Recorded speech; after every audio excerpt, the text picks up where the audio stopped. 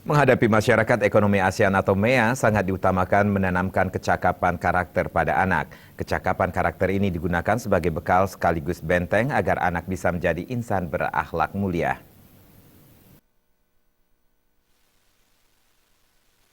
Persaingan bebas pada era masyarakat ekonomi ASEAN atau MEA harus dipikirkan dampak ke depan bagi perkembangan diri anak. Antisipasi agar tidak kebablasan, diperlukan sinergi dari segala bidang masyarakat, yaitu lingkungan masyarakat, lingkungan keluarga, pemerintah, dan sekolah menyediakan ruang dan waktu untuk menanamkan kecakapan karakter pendidikan.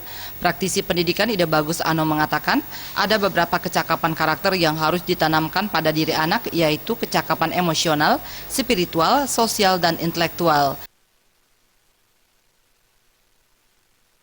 Pada prinsipnya,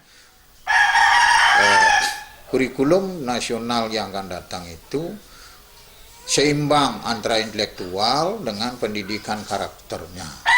Ya.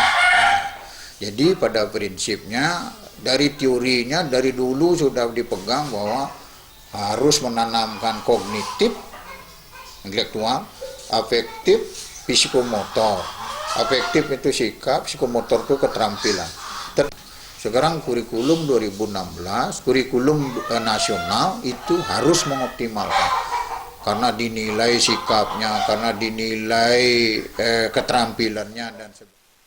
Dengan memiliki kecakapan karakter tersebut, anak akan memiliki kepercayaan diri serta bekal untuk bersaing. Suryantari dan Agus Sudiatmi ke Bali TV.